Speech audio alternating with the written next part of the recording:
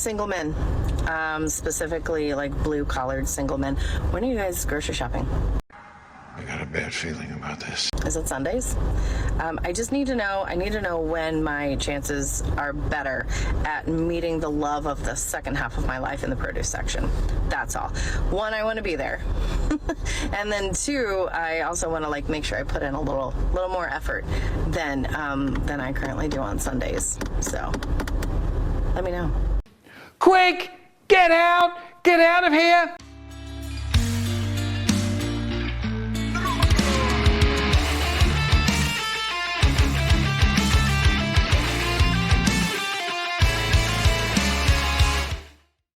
Ladies and gentlemen, welcome back to the desert. Topic of discussion for today will be a shift happening in the dating scene. A lot of women, more and more with each passing day, are saying, you know what, I think I don't want to work until my 80s and pass away alone. I think this whole feminism thing that I've been sold on and the modern independent woman boss babe type of one, I think it's not for me, right? So we'll take a listen at that, gentlemen. And also, for a rated story, we're continuing the trend of women who meet the perfect guy by their own words, but they don't like him. So stick around for that. But now, guys, I hope you're all doing fine. Let's get started. Have we reached a point in society where men cannot even talk to women, look at women, or, you know, give a woman a compliment in person these days without fear of being shut down, of being accused of something or something else negative? You know, it seems like a lot of men that I've spoken to, a lot of comments that I receive, you know, say that as a man, you know, many men are fearful of even looking at a woman in public in case she, you know, gets offended or in case she accuses him of something or something like that. And, you know, this week I received a compliment from a man in person at school drop-off time. And I could tell he was all nervous, like as he walked my way. I didn't know what he was going to do, but it was a simple compliment, and then he apologised, and it was, you know, very interesting to witness this conversation, even though I was a part of it, to watch his, you know, demeanour and his behaviour of, you know, how he was sort of feeling uncomfortable in the situation. And when I said thank you and just received the compliment, I could tell that he instantly relaxed. And then we went on to speak a little bit, and he said, you know, that he's nervous to even look at women in public these days, particularly in their activewear, he said. So, you know, it was an interesting conversation, but I want to, you know, ask the men out there, you know, what is it like for you? Are you nervous to talk to women in public, to look at women in public? Or is it okay for you? It might be okay for you, and it might be, you know, it's just something that some men are experiencing. So I'd love to hear, what are your thoughts? What are your experiences? Same, guys. I will be really glad to hear your comments. Personally, for me, I'm not nervous. I'm just concerned, especially if it's a woman at the working environment where, you know, my salary and all that depends on it. Like, you never know with these women what they might do, right?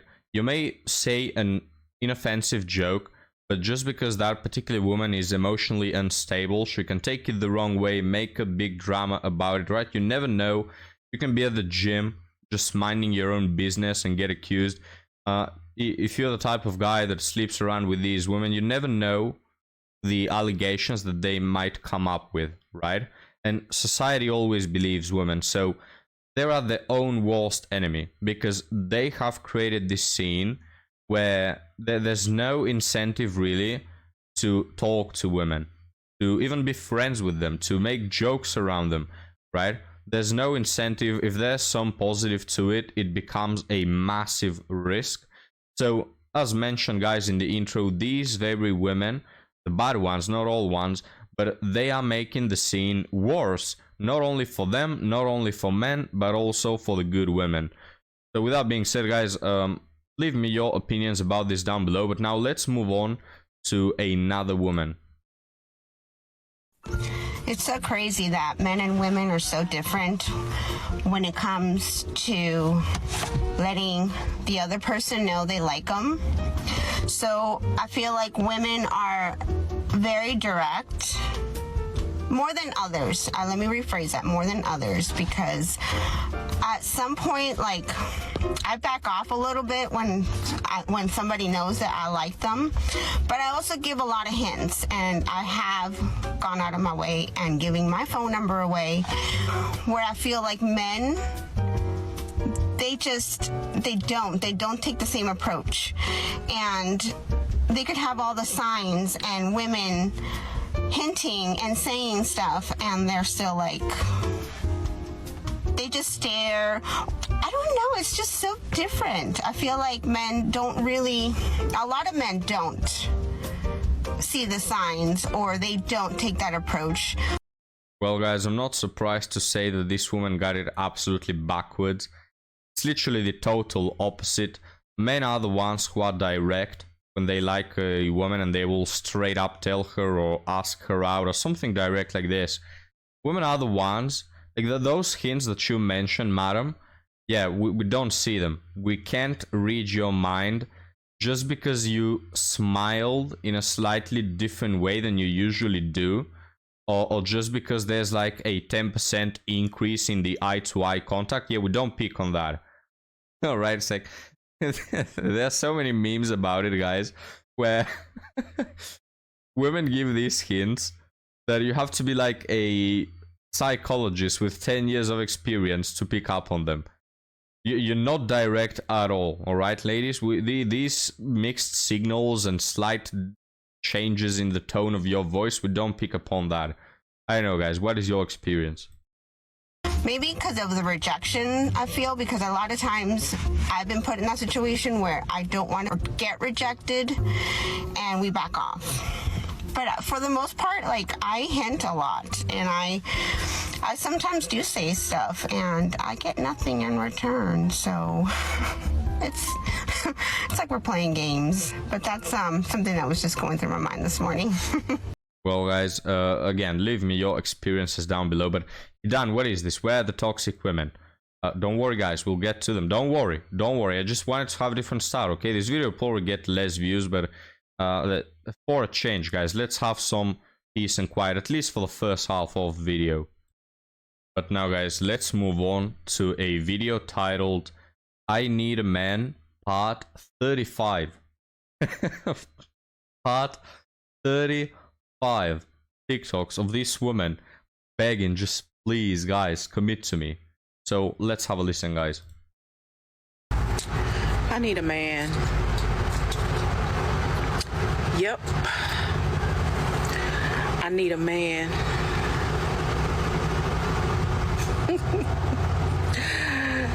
I had to call my daddy today and ask him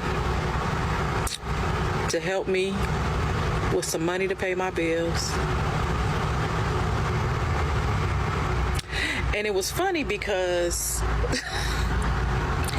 he knew what I wanted just by the tone of my voice. So he starts messing with me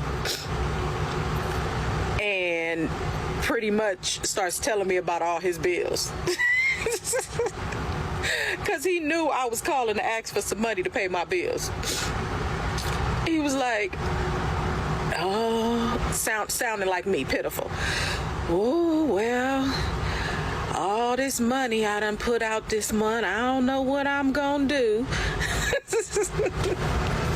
Stop playing with me. You already know why I'm calling. You already... Honestly, quite a hilarious approach from the father. But guys, being in your 40s, I think this woman is in her 40s, having to ask your parents for money, for me, is insane, right? Granted, there are hard periods in your life, you help each other, your family, that's what you're there for.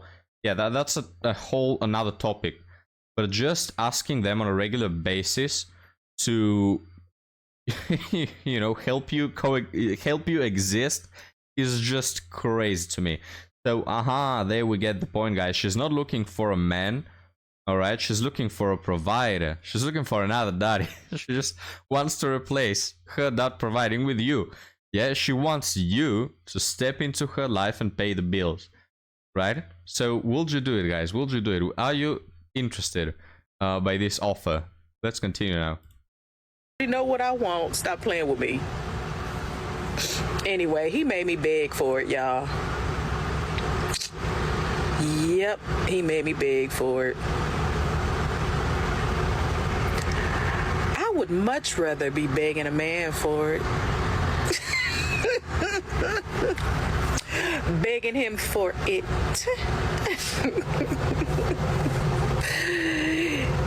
Yeah, I could pay my own bills, but I want him to do it. Ampu is definitely not having a particularly good time listening to this. That didn't age well. But anyway, I need a man, so I don't have to call my daddy to pay my bills. My man already have it handled.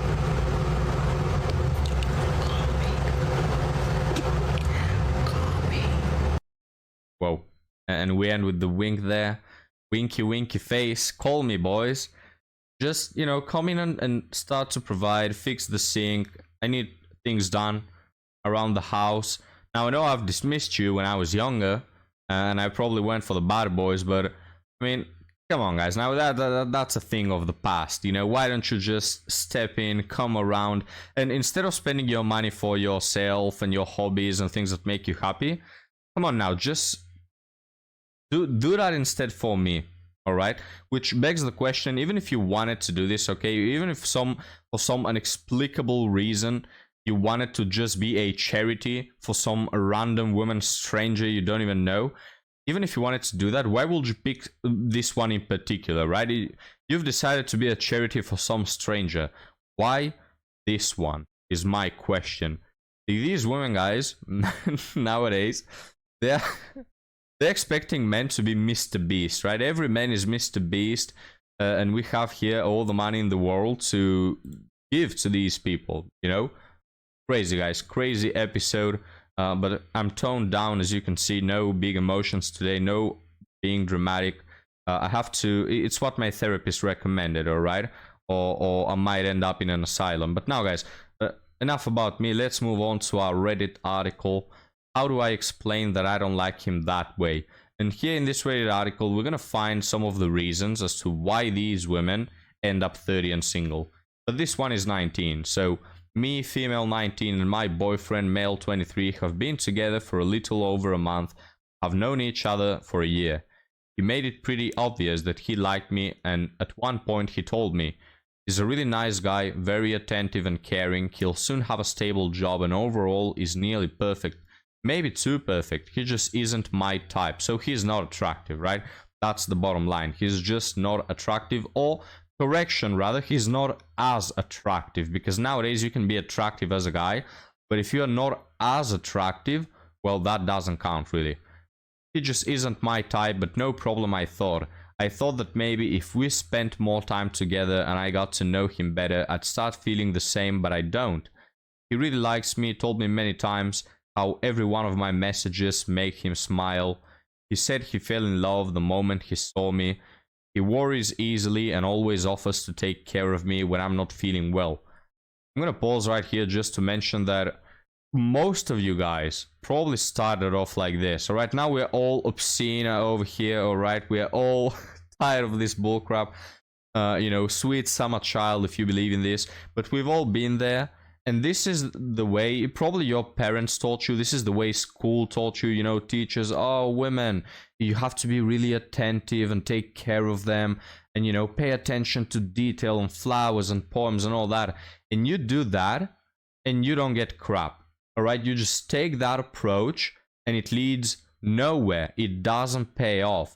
It not only doesn't pay off, but you actually get made fun of, right? Or you waste your time, you waste your resources. It's like, it's all negatives that come with being a gentleman nowadays. And the women, starting right from school, they go for the bad boys. They go for the athletic man who has nothing else to offer but being athletic and quote-unquote funny. Even though every other guy is also funny, but he just happens to be attractive. So his funny is more funny than the other people's funny, you know? It doesn't pay off, guys. Maybe he's doing too much and it makes me feel sort of trapped. I'm not used to someone treating me this way. So this one probably been with all the bad boys up until now. This is what I tell you guys. Like these women, you give them the good treatment and they inherently know that they don't deserve it. So they sabotage the relationship. Either way, I feel guilty. I don't like him the same way he does me, and I have no idea how to tell him. I'm a people pleaser. This word, anyway, guys. And on top of that, have social anxiety. I struggle with holding conversations, and I know I need to tell him because the longer I wait, the worse it's going to get, but I just don't know how I'm supposed to do this. Due to some circumstances, we're both in the same class. This is how we met. And next week are our finals. I'm afraid that if I tell him before that, he might feel very down and potentially fail the exams, which will ruin his entire future. Well, leave me your thoughts about this story down below, guys, but I'm gonna end on this note, as I'm gonna put some gameplay that if you watch the channel, you've probably seen 200 times. I need to record more, I just don't have time. Anyway, guys, look, I understand this, alright? Let me be the understandive good guy here. I understand that this can happen, right? Not necessarily every person who is good you're gonna feel attracted to, alright? It's not how it works. And I'm sure, regardless of whether you're a man or woman watching this, you've probably had a person that was honestly good, you just didn't like him or didn't feel attracted to them. That's absolutely fine and normal. It happens. Not everyone is your type. But, you know, here comes the massive but, guys. If you keep repeating that, okay, let's say that one time it's not your type, second time it's not your type, third time it's not your type, third time it's not your type, sorry. At some point, like, you have to think that you are the problem, right?